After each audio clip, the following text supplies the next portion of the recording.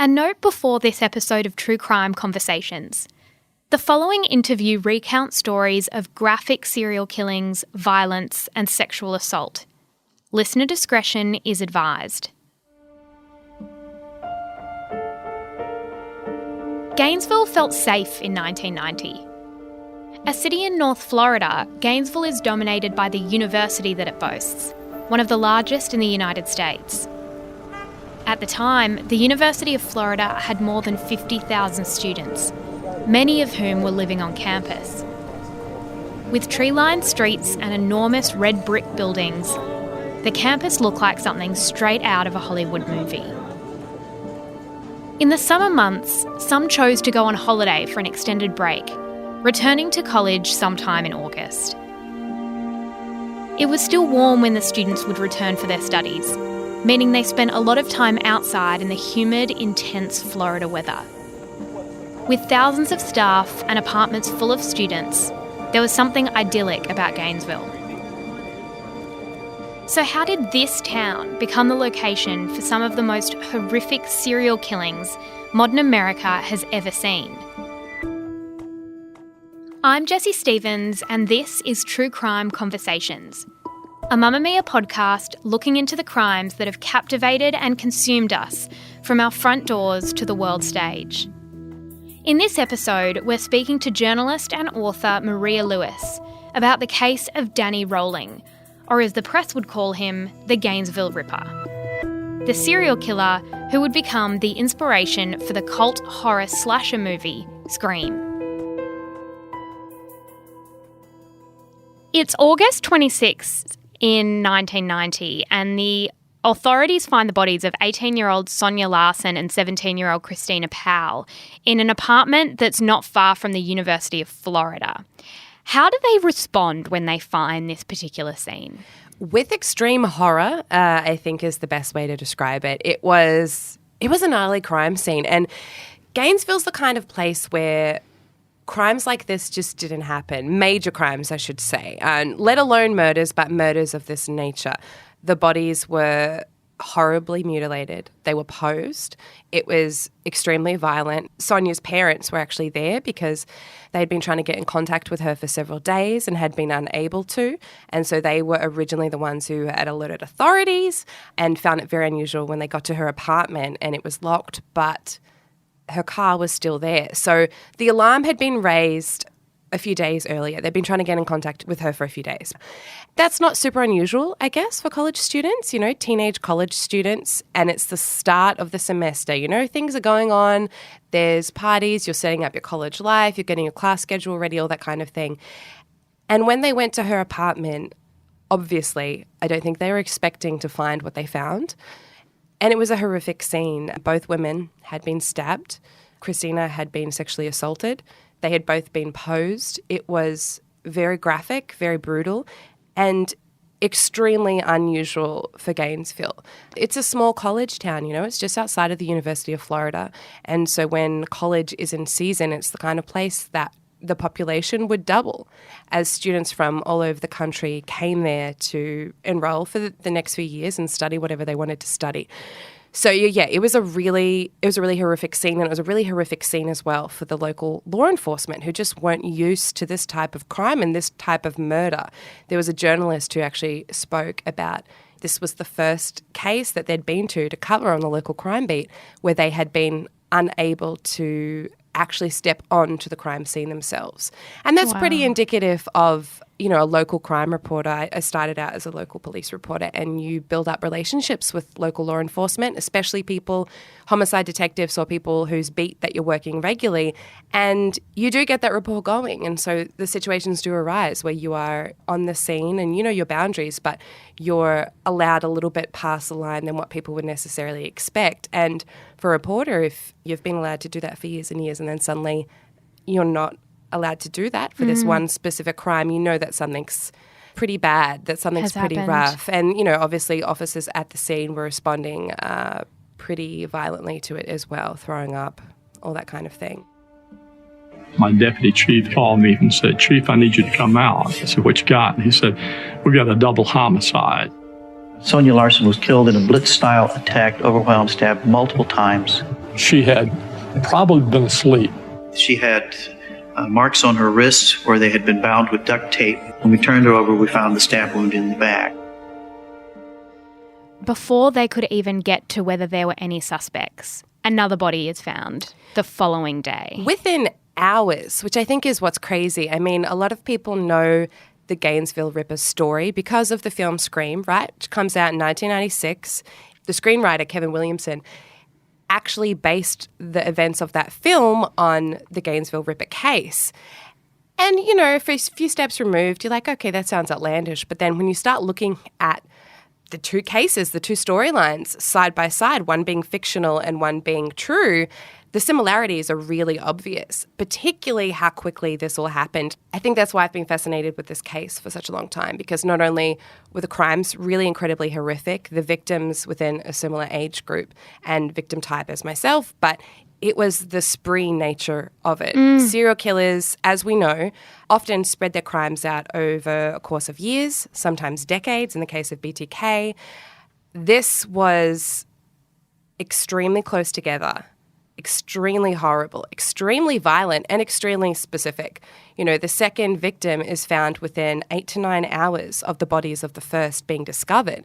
So they've gone through this period of Gainesville being a completely normal college town, semester about to start, everything's fine, and then 2 bodies discovered, horrifically murdered, and then before they've even finished at the first crime scene, they've discovered a second scene which is somehow worse than the first, with the victim having suffered incredibly.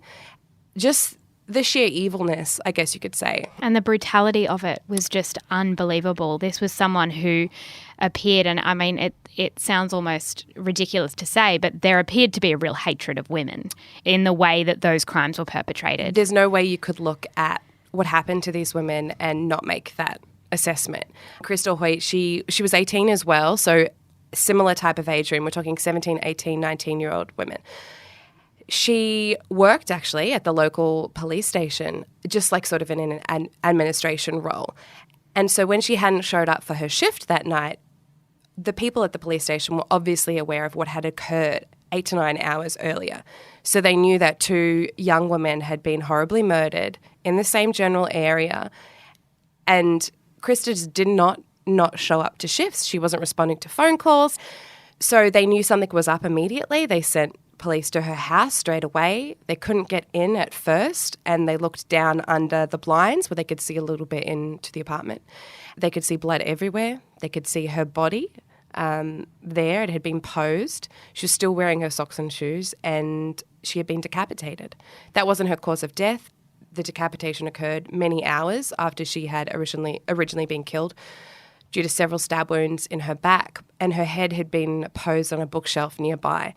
On top of all the things that had happened to her, the person who did this horrible acts, plural, then orchestrated a scene that whoever was going to find her, whoever was going to discover this body, would also be inflicted with the maximum amount of trauma.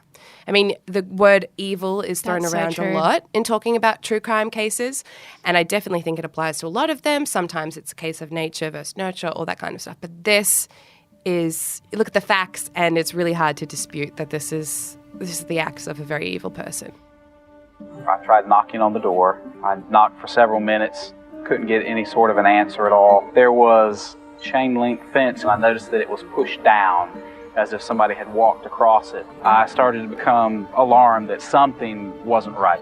There were Venetian-type blinds, and they were slightly raised on one side. And so I got down on my hands and knees to see if I could see anybody inside of the apartment. That's when I saw Krista lying on the bed. I thought that my eyes were playing tricks on me, that I couldn't believe what I was seeing. And she had clearly been decapitated. You said before that they were similar age, similar area women. Was there any other sort of profile? Because we know with, for example, with Ted Bundy, that it was a particular looking female that he sort of perpetrated the acts against. Was this similar? Yeah, I mean, lots of different serial killers have types of victims that they target. Ted Bundy had types of victims that he targeted in some cases, but then at other times he was very opportunistic. He would take whatever opportunity presented itself to him. Obviously, Ivan Milat had a type of victimology as well, and the Gainesville Ripper had a type of victimology. It was young women in their late teens, petite brunettes, generally speaking, and they were the first series of women who've been killed. I mean, it's very hard to imagine what the scenario would have been like in this very small, very chill sort of college town that has gone from being normal, and then in the space of literally 24 hours, there's 3 young women who have been horrifically slain. And you think about the film Scream, or you think about most like slasher structured films. I'm a pop culture journalist now, what's like leaving the true crime stuff behind me. So these two interests really intersect, but the structure of those is that they tend to happen in the space of a few days. And that's kind of like one of the comforting things about when you watch a slasher is you're like, oh, this would never happen. Like there's that element of disbelief that something so horrible and violent could happen so quickly in such a tight period of time in such a seemingly normal, sleepy place. But that's exactly what happened with Gainesville. I mean, the comparisons between Woodsboro and Gainesville are pretty stark. And so I believe it's only the next day that more bodies show up. So the police are sort of find another scene. Who are those next 2 victims? So Tracy Pauls and her best friend, Manny Tabuda, are discovered within the next few days. And they're a little bit out of the target range. I mean, they're 23, but Tracy fits the physicality of the previous victims. The difference here is that Manny he's 6'3", he's a student athlete, he's strong, he's fit, he's big, he's bulky. This is the first time that a man has been killed. And I think for a lot of people, that was sort of not the catalyst, but it was the point of sheer panic because young women living alone or young women living just the 2 of them, there were a lot of instances and reportings of people having like a safety slumber party, if you will. 5, 6, 7, 8 people all sleeping in the same apartment together in the days preceding the discovery of these bodies as a safety mechanism. College dorms and campuses were filled with students who lived off campus coming to stay overnight in groups of upwards of 10 people, thinking that would keep them safe, women going to stay at their male friends' places. Now, I mean, all these victims, it appears that they were attacked first in their sleep and the deaths were dragged out over a course of hours. But Manny was killed and dispatched quite quickly because obviously he was an issue. He's someone who could have physically fought off the perpetrator. So he was stabbed several times, and then Tracy was the next victim after that, and he spent his time with Tracy. All of the victims had residue from duct tape found on their bodies. Several of them were sexually assaulted. The perpetrator was a secretor, so his blood type was left in semen but also in bodily fluids all over the crime scene. So they had quite a lot of DNA evidence, but I think the big issue, obviously, was this was happening so quickly. Like, it's really hard to imagine, even living in a city like Sydney, for instance, which is quite a, it's a big city, it's a huge metropolis. Imagine if there had been 5 people horrifically murdered like this with knives so violently in the course of like 3 or 4 days. The hysteria was extreme and highly warranted. For something to happen so close to home, it makes me afraid. Folks, let's be sensitive to our needs and trying to get a hold of them. Let's be sensitive to these families because they're going to be going through absolute hell. But then there were the people who were desperate to feel safe, and they would go to the gun stores, the pawn shops, and get weapons. All the gun stores at Gainesville and the surrounding area were totally sold out of guns. So the police, at this point, they obviously have to be thinking this is a serial killer. Are they assuming that it's one person? Yes, they're assuming that it's one person. They're assuming that it's a serial killer because despite some small differences in each crime, like the sexual assault happening in some and not in the case of others, the fact that Tracy lived with a man and the other victims had either been women that lived alone or women who lived with other women, there are too many similarities. The murder weapon, it's stabbing each time. There's also a lot of signs, a lot of evidence that the killer had stayed in the apartment after the deaths of his victims, that he had eaten a banana, for example, at one apartment, that he'd had a shower at another, that he had hung around. And even at the discovery of Tracy and Manny's bodies, it was a maintenance worker who had been alerted by friends of theirs who hadn't heard from them in several days, in like a few days. But, this is happening and you haven't heard from your friend in a few hours and you can't get in touch with them. You're thinking, oh, shit. And in this case, oh, shit was right. But he gets to the apartment, sees the blood immediately, doesn't necessarily see their bodies and the full extent of the crime scene, but sees the blood and thinks, okay, something really bad's gone on here, leaves the apartment, locks it so that he and the friend who he was with, who were investigating on their welfare, have that apartment contained because he's thinking this is a crime scene, I need to preserve it. He calls the police. He calls for backup. He's a maintenance worker, not a cop, right? So he wants people with guns. He wants people who are well trained at this. Now, at the time, there was also a black duffel bag that he had seen in the apartment. They go away from the apartment, call the cops, they come back, and the door that he had locked is now open from the inside and the duffel bag is gone. So it's theorised that the Gainesville Ripper was actually in the apartment at the time of discovery, and there had also been some reports at Krista's crime scene as well that they had heard a shower when her body had first been discovered, and they had waited for other officers to arrive on the scene, and when they went into the apartment, the shower wasn't on anymore, but the tap was dripping. So this was someone who committed these horrible acts and then hung around, left things for whoever was going to discover the bodies, not just the physical dismemberment and the mutilation of the victims, but things around the apartment, things to let them know that not only had he been there, but he was comfortable there. He hadn't committed these acts and then been so plagued by what he had done that he had bailed. He is all-powerful. He's manipulating her body position as though she were a puppet on a string. He also wanted to instill fear in whoever found that body. And I think he was successful. He would have instilled fear on me if I had walked into that scene. It was a message that was being sent to the police. I'm really a very bad guy.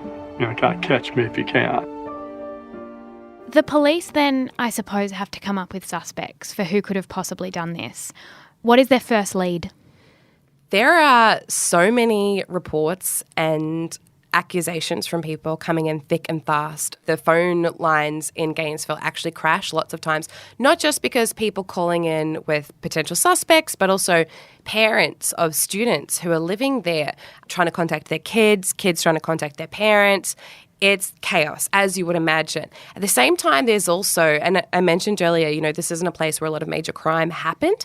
There's an armed robbery that occurs at a local bank.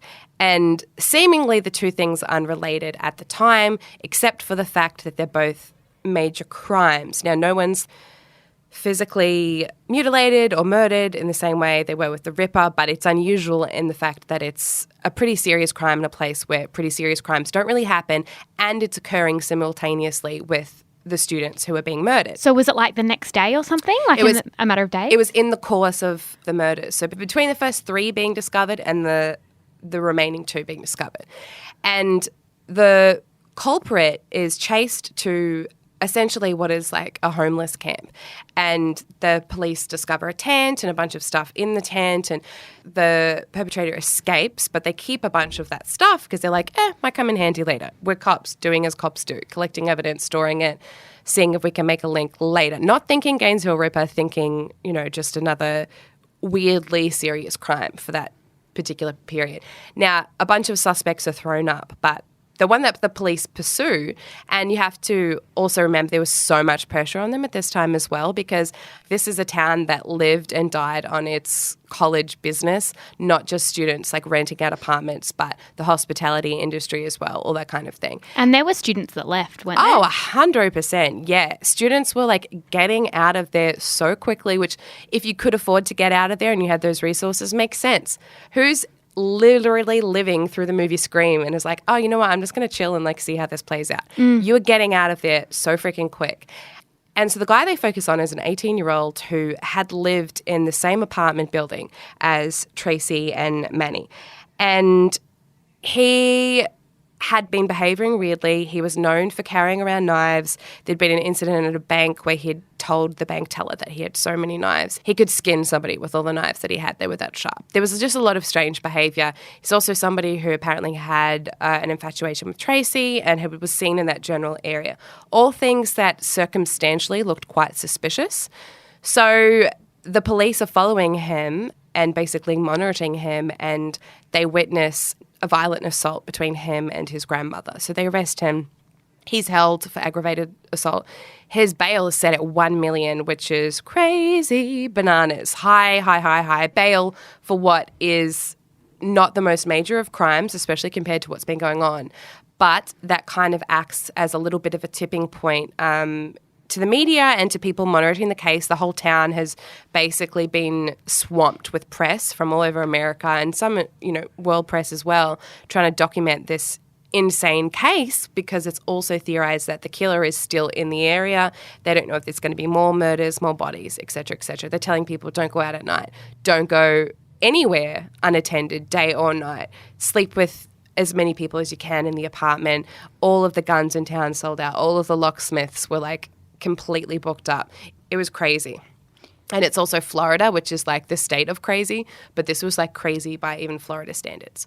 Did they then check his DNA? Because they've got DNA on the scene. So is that their first step? Their first step is a really lengthy interrogation, which quickly establishes that this 18-year-old is suffering from some extreme mental illnesses. Now, as we know, police just generally don't have, I want to say American police, generally don't have the best track record with handling people who are mentally ill when there's serious homicides going around. We saw it happen with the West Memphis 3. There's like endless examples of this happening where you have somebody that they think is pliable enough that they can try and get a false confession from.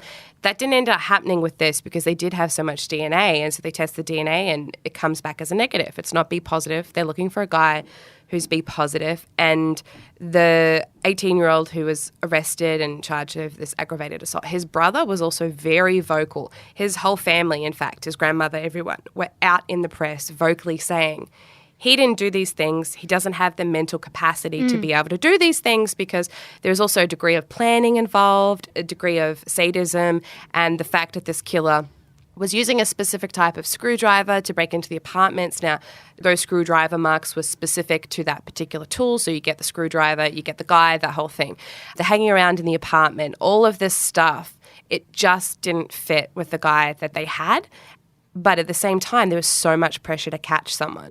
They have what they're hoping is a suspect who circumstantially looks good within a week and a bit, of these crimes occurring. So in terms of a headline or in terms of the media, that's looking good. They're looking like they're doing their job and they're really pursuing this culprit, which they are, but at the same time, there are circumstances outside of your control when it comes to hunting killers of this nature.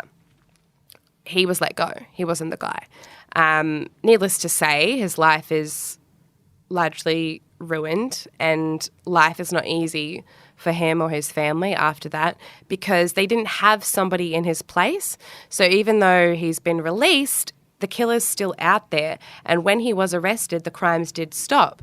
So people are thinking, the understanding of DNA at that point in 1990 isn't what it is today. So the general public aren't thinking, well, the DNA doesn't match, so he's cool. They're thinking there's all these weird things and all these coincidences, and the police aren't holding this guy. A very rough time for him and that family.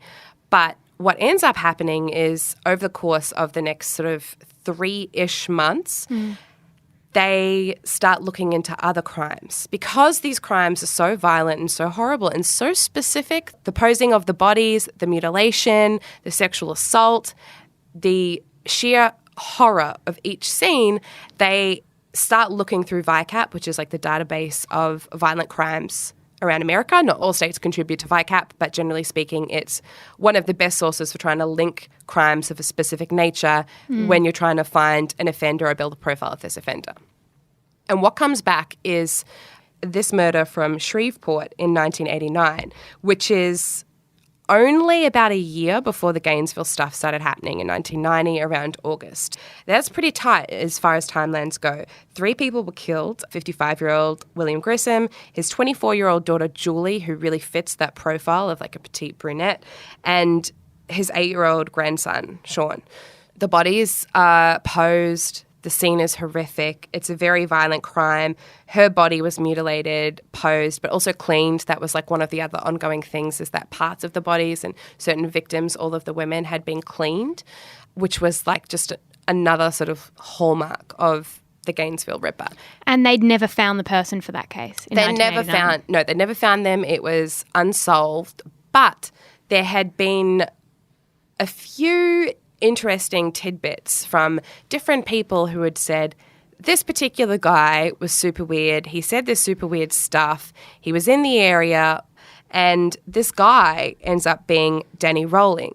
Now, the police start looking into where he is. He is someone who he had attempted to murder his father by shooting him in the stomach and the head.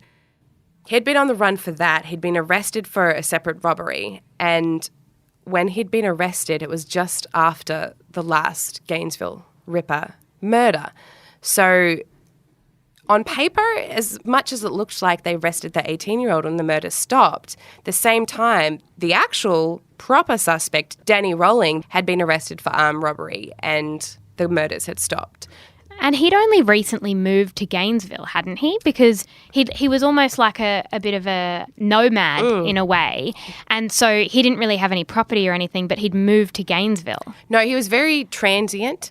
His father was a police officer, and so he had a really quite in-depth understanding of police and police practices, which in one of the original profiles for the type of perpetrator they were looking for, the forensic profile had said that this person would have an understanding of police techniques and policing methods, all this kind of stuff, which didn't fit the 18-year-old, did fit Danny. And when they understood and started looking into his past and looking into where he was living in Gainesville, that kind of thing, and realized that he was transient, they kind of made the connection between the guy who'd committed an armed robbery and had fled into a camp of tents occupied by largely homeless people, and they went back and started looking at some of the evidence that they had taken from that scene and from that tent, and that evidence was pretty damning. They had tapes of him making terrible country music, but also saying that he was about to do something horrible and he was about to do something bad, and then singing a country song, and then I'm about to do something terrible. Screwdrivers in there, damning evidence. But while they are kind of talking to him and sussing him out and getting a feel for him as their potential guy, they also have one of his teeth that had been taken out while he was in jail for the armed robbery. And so they get a warrant and they get DNA from that tooth, and that DNA is a match. Also, there had been bite marks on one of the victims, Julie from Shreveport. So there was a lot of stuff that forensically started linking up. And unlike the 18-year-old where they had circumstantial evidence and just, kind of hearsay that sounds really good on paper, with Danny they had not only one smoking gun but an entire arsenal of smoking guns, from the screwdriver to the DNA match, him being a secretor, B positive, all of that kind of stuff, the tooth, etc. We explained to Danny in the presence of his female public defender, we were going to need to collect between 30 and 50 full pubic hairs. And he said, no problem. He stood up from the table, pushed down his jailhouse orange, reached down and grabbed 2 handfuls of pubic hair and ripped them out in front of his female public defender and said, that ought to be 50. That was the nail we needed to put in his coffin. That was the piece that tied him to all 3 scenes. That was the piece that tied him directly. There's no better evidence than that. Rolling walked into the interview room as a meek, humble type person, knowing what he had done here in Gainesville and the type person he was. It was just an act. So can we go back and look at what kind of childhood he had? Because you mentioned before that he had a father who was abusive, that he had quite a violent relationship with. But his father wasn't only abusive to Danny, was he? No, his father was very much focusing his abuse on Danny as a kid, but he is also extremely abusive to Danny's mother, Claudia, and his brother, Kevin. There are all different types of incidences, but perhaps one of the worst ones is him beating to death and killing a puppy in front of Danny and his brother when they were children. It was a really rough upbringing, which, isn't to say anything, because a lot of people have rough upbringings and they don't go out to horrendously kill, rape, mutilate, murder a bunch of students just for shits and giggles. his childhood was extremely violent. Violence was introduced as a key everyday part of it from a very early age. All of that kind of stuff, it made a lot of sense when they were analysing the type of man that he had grown up to be. And what kind of relationship had Danny had with women? Had he had girlfriends, or was there any sign that he was someone who was maybe kind of capable of sexual abuse or objectifying or exploiting women? Danny's relationships with women can be best described by the fact that he idolised Ted Bundy. Ted Bundy was like his guy. He was all about Bundy, what Bundy had done, Bundy's attitudes, Bundy's very much like self-serving nature, where Bundy's favourite subject was Bundy. He wanted to be like Ted Bundy, and kind of like Bundy from an early age, who had started displaying things that would be deeply concerning. Danny had done the same thing. He had been caught spying on women as a bit of a peeping Tom. So those unhealthy behaviours had developed from a very early age, and obviously manifests terribly into adulthood. And wasn't Bundy also Florida? Weren't a lot of his murders also Florida-based?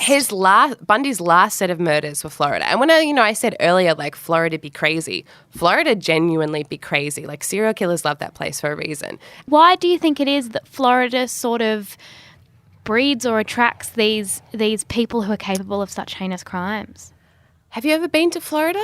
I haven't. Okay. I think go, and that will answer a lot of the questions for you. It's the kind of place as well. And the last hurricane that came to Florida, when it arrived, they had to put out an official statement from the police saying, hey, can you maybe please not fire guns into the hurricane, because it's not going to fix the problem. Like, Florida's nuts. I mean, that's when the final sort of run of Bundy's crime spree happened in Florida, at the Chi Omega sorority house, where he killed several women, seriously injured and assaulted several others. This is happening, again, like a decade and a bit before Gainesville, so not that long. And Bundy was he was executed in 1989.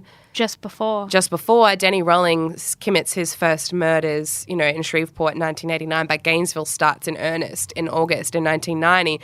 So it's like a decade between these horrendous things happening, and there are a lot of similarities between, I guess, the victimology of Bundy and Rawlings, but also how violent the crimes were. I guess the difference is that Bundy was in it for the long haul. Like, he had a strategy, and he was a master manipulator, and he found a way to sort of stay hidden very visibly. Like, he was so overt, it was covert kind of thing. He was like the hide in plain sight sort of guy with his monobrow and his turtlenecks. In terms of Rawlings, physically, how would you describe him? Was he a big man in order to kind of overpower his victims like this? 6'2" isn't necessarily super tall. It's not Ed Kemper levels. Ed Kemper was, 6'7", 6'8", maybe a little bit more, and like a hugely physically intimidating guy. Danny Rawlings was 6'2", and he was strong, but he wasn't necessarily someone who I'd describe as the super swole serial killer. He was going after women who were small and young and in their teen years and asleep. And asleep. Oh, God, that kills me. This is, I think, maybe you find yourself obsessed with or associating with the true crime stories that horrify you the most. This is like my worst case scenario. You being home alone, you waking up and someone's attacking you or duct taping you or stabbing you, but even just being home alone and hearing that thud or that noise and it happening so quickly in such a short space of time, nobody being safe, including college athletes like Manny, people who you think that if you're living with your best mate who's like a super fit guy and super strong, that you're going to be okay and this crime spree doesn't necessarily affect you. It's not going to impact you, but that's one of the things that kind of terrifies me about this case is that nobody was safe. Like, if you were in that target range, it was a very scary time. It was happening so quick. Yeah, it was horrifying. You'll see more police coverage than you've ever seen in any city you've ever lived in. I had to go out there and say something reassuring to the extent that I really believed. So I just walked out and said, we'll catch this killer. I don't know if it'll be in 72 hours or 72 months. And once he was arrested and they found the DNA evidence, he confessed, didn't he? It took a little bit. He originally pled not guilty and when it went to trial, he asked if he could make a statement at the start of his trial. And, of course, all the families are there and they're in the special reserved section. And he basically wants to change his plea from not guilty to guilty. And that was very surprising because he was an egotistical guy. People expected him to do the Ted Bundy thing and want, a big trial that was drawn out, as many cameras and media on him as possible. There were instances of him singing his crappy country songs at press conferences, all this kind of crap.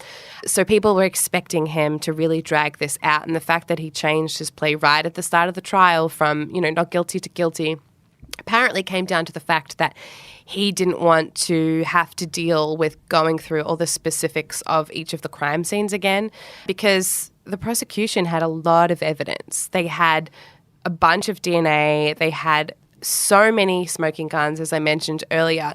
It was going to be a pretty definitive slam dunk for them. You can't say, but if you're dotting your I's and crossing your T's, you have the guy's blood type, you have his semen, you have his DNA everywhere, you have the screwdriver, you have the teeth, you have the Shreveport incident as well, which he was never charged with. He was executed before an opportunity to charge him with that became available, but he essentially admitted to that as well. So, and when did he admit to that? What made him sort of admit to that? It was the days before his execution. So it was in the lead up to him being killed, basically. In 2006, he was killed by the state of Florida, and it was in the days leading up to that he finally admitted to the Shreveport stuff as well, which the police were like, yeah, well, duh. But at the same time, for the victims' families and to be able to sort of definitively put that one down. Yeah, I mean, there's no comfort in that, but at the same time, there's some kind of finality in it. That chapter is closed. That question mark has been rubbed off the board. Because there are a lot of murderers who never, have that final confession that would maybe provide some closure to the families to know what would happen, and that's their last piece of control, last bit of control. We're seeing that happen now with Ivan Milat. Exactly on right. his deathbed. Him holding out information that he has. Now, there's theories about, he's trying to protect certain people because if he shares that information, then they can be linked to other cases, as the police have often theorized. But also Ted Bundy had dozens and dozens and dozens of other cases that he was the prime suspect for that he wouldn't admit to and wouldn't give other details about. Even just trying to get anything out of him was like squeezing blood from a stone. So the fact that he shared that information, I guess, is something for the families, for the police investigating that case. But it's just one of those things, like there's a lot of crimes, true crimes, that go on to inspire pop culture in different ways. I wanted to ask you about that because there were sort of suggestions, and I'm pretty sure that Rowling said this himself, that he did this to be famous and to be notorious. 100%. And in that way, he was almost like, we got that sense from Bundy too. So if that was his aim, and now we're sitting here talking about it, and Scream immortalised his story by conveying it as a film, how do you, as someone who's interested in both pop culture and crime, and you've worked in both of those sort of spaces, how do you justify that? Is this the sort of crime that we should close the book and never talk about? Or do you think that there is a moral and ethical reason why we need to dissect it? If you lay down the bare facts of what happened in Gainesville and what happens in Woodsboro, young victims in Scream, they're high school students, but, they're teenagers in that general age range. The facts are similar, but it's fictitious. The character, the killer, is actually two characters. They're high school boys who are in class with their fellow students who are the victims. Their specific motive is related to meta-commentary on horror and pop culture. Now, Scream isn't really remembered for the fact that it's loosely based on a true case. People don't talk about that. Oftentimes when you're talking about Scream, it's, hey, what a fantastic fourth wall breaking meta-commentary on pop culture, but specifically the slasher and horror genre, made by one of the great masters of horror, Wes Craven himself. It's sort of this wonderful time capsule of like 90s nostalgia and pop culture with Rose McGowan, Skeet Ulrich, Jim Kennedy, even the Fonz is in it, for goodness sakes. But a lot of people don't know that it's actually based on a true story. In fact, I would say 80% of people don't know that it's based on Gainesville. that's where I can justify it. I'm not going to justify enjoyment of pop culture because I think it's important to break down these things, whether it's in film, whether it's in television, whether it's in books, whether it's in whatever. I think there's something to be said in examining horrible stuff through art, whether that is a horror comedy or whether that's a 3-hour-long drama or whether that's a true crime documentary or whether that's a painting. I think it has value, and I think pop culture has value. I don't really believe in the whole breakdown of high art versus low art. I think for a lot of people who know that it's based on Gainesville, they're able to justify their enjoyment of it too for the fact that it isn't using the victims' real names. It's not exploiting the victims in any way. It's set very much in this hyper-reality of the slasher conventions. And the fact that it was inspired by a crime that had happened 6 years earlier is kind of one of those weird little pieces of trivia that people dig up, along with the fact like, oh, the Weinstein brothers produced this. Oh, that's weird. Interesting. Oh, Kevin Williamson wrote the script in 3 days.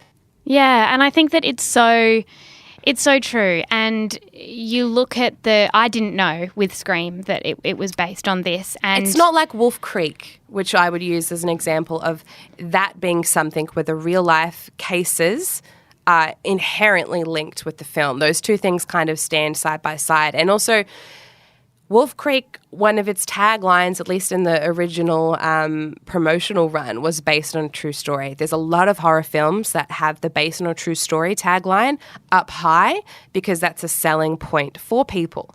Now, Scream never did that, ever.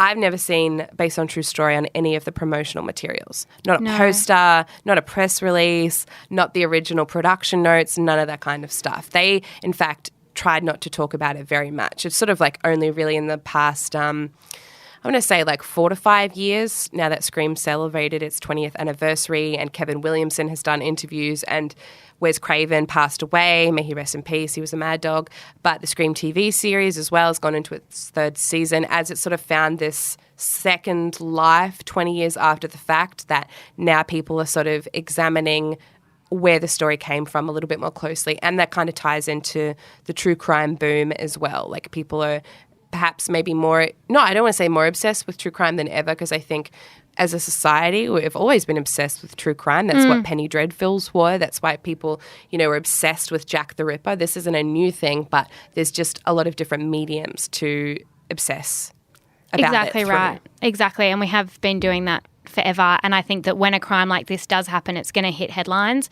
People want justice. And that's why when his name was released, there was such a media frenzy because they have caught the person, which is, the very least you can do for the victims. And in the grand scheme of things, a pretty tight turnaround as well. It was in the space of like 3 months, all of this stuff was going down in August and they pretty much have their guy by the end of the year. That's insane. Like, that's an insane turnaround. If you're somebody covering that story, just to be slightly cold-hearted and look at it from a journalist perspective, I mean, it's a crazy yarn to begin with, but the fact that you get your guy and there's so much evidence and it's such damning evidence and he's such an absolute shitbag and is kind of condemning himself with every possible opportunity he gets on camera, in court, statements to the press, all that kind of stuff.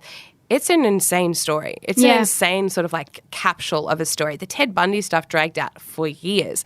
Most serial killer stuff drags out for years. Spree killers, generally speaking, are quite rare. And Danny Rowland is the combination of someone who's both a serial killer and a spree killer. Now, his spree killings, that sort of cluster of 5 horrific crimes over the course of a week, that's sort of what he's known for more than the 3 cases that happened earlier in Shreveport. But, there's at least 8 bodies to his name.